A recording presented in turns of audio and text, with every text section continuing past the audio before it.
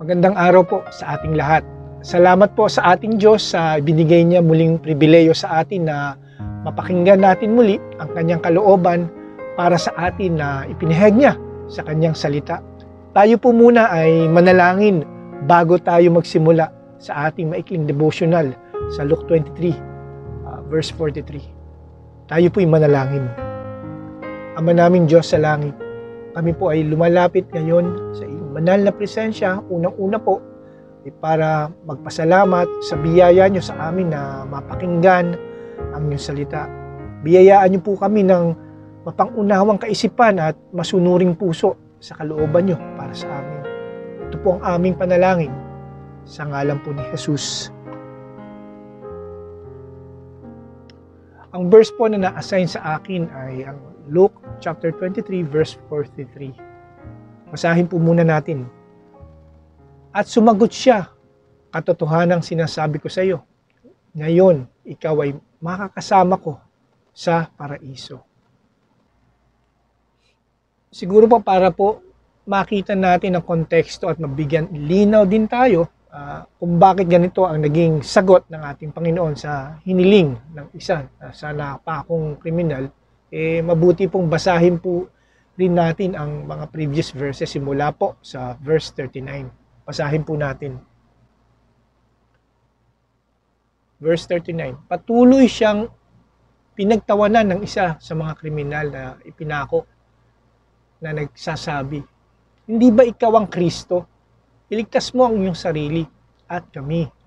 Subalit, sinaway siya ng isa at sa kanyang sinabi, hindi ka ba natatakot sa Diyos yamang ikaw ay nasa gayon ding hatol ng kaparusahan?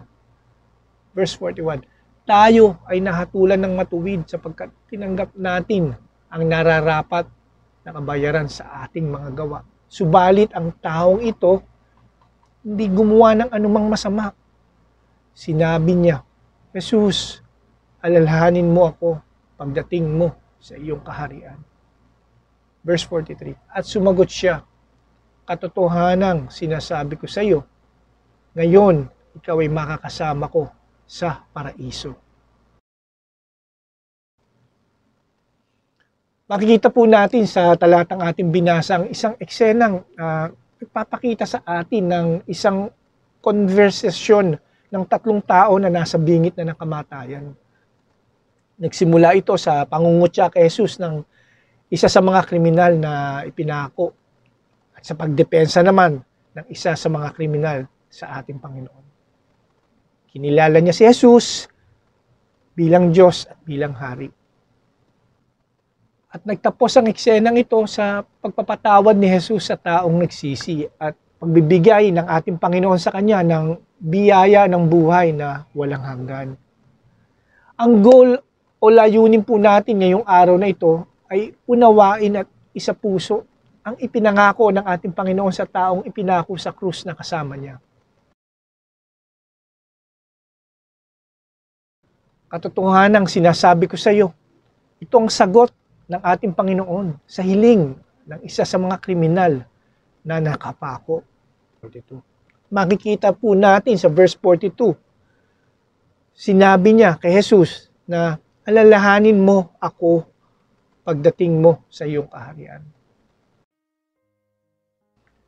Tanong ko sa iyo, kapatid, ikaw naniniwala ka ba kagaya ng kriminal na napako sa krus dito sa katotohanang sinasabi ni Jesus?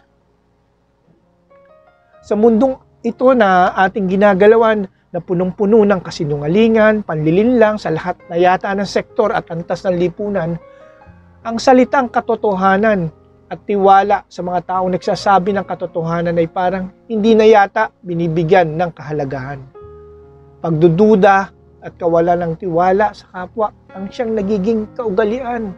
Ngunit sa kabilang dako naman, mayroong nag-iisang boses ng katotohanan na dapat nating pagkatiwalaan. Siya ang nagsasabi na katotohanan sinasabi ko sa iyo. Dito sa mundong punong-puno ng kasinungalingan at katiwalian, kailangan po natin ng isang pundasyon na ating matatayuan. Pundasyon na matatag, mapapagkatiwalaan para gabay sa ating buhay. Brethren, pundasyon na yan ay ang katotohanan na dapat nating pagkatiwalaan ay walang iba kundi ang ating Panginoong Jesus. Si Jesus lamang at wala ng iba.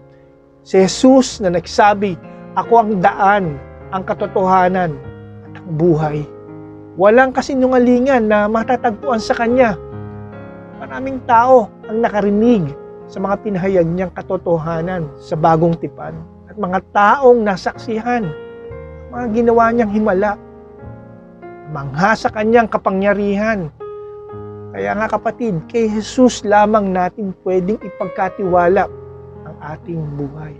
Hindi sa ating sariling kakayanan, hindi sa ating pamilya, hindi sa gobyerno, o kung sino man na nagsasabi sa atin na katotohanan ang sinasabi nila. Kagaya ng kriminal na nakapako sa krus, tanging kay Jesus lamang tayo dapat maniwala at magtiwala. Siya ang daan, ang katotohanan at ang buhay. Ano po ba ang mga practical application ng verse na ito para sa atin? Ang una ay dapat nating papurihan at pasalamatan ng ating Panginoong Hesus sa Kanyang buhay na matuwid at perpektong katwiran na biyaya niya na asinalin sa atin. Dahil wala po tayong kakayanan bilang mga makasalanan na mabuhay ng matuwid kahit 1 minuto lamang. Magpasalamat din tayo sa ating Panginoon sa Kanyang pagdurusa at pagkamatay sa krus para kabayaran sa ating mga kasalanan. Ang ikalawang practical na aplikasyon ng verse na ito ay sa pang-araw-araw nating buhay ay kailangan nating magtiwala sa salita ng ating Diyos sa pamamagitan ng pag-aaral at pagbubulay-bulay araw-araw sa Biblia, ang Kanyang salita. Para mas lalo natin siyang makilala at magkaroon tayo ng pag-asa at kagalakan sa Kanyang mga pangako. Bigyang gabay sa ating buhay bilang mga mananampalataya. Kaya mga kapatid, ang hamon ko sa inyo ngayong araw na ito, bago tayo magtapos, ay ang tanong, kagaya ng kriminal na nagsisi, nanampalataya at kinilala si Jesus bilang Kanyang Panginoon at tagapagligtas, ikaw ba ay nagtitiwala at nagpapasakop sa katotohanan na pinahayag ng ating Diyos sa Kanyang salita? Tayo po ay manalangin. Ama naming Diyos sa langit, kami po ay nagpupuri at nagpapasalamat sa mga katotohanang ipinahayag niyo at narinig namin. Isulat niyo po ito sa aming mga puso at isipan at nawa sa tulong ng Banal na Espiritu ay maisabuhay din namin ang mga katotohanan ito. Kagaya ng kriminal na nakapako, sa iyo lamang po kami tinig at magtiwala dahil kayo lamang o aming Diyos ang daan, ang buhay at ang katotohanan. Ito po ang aming panalangin sa ngalan po ni Jesus. Amen.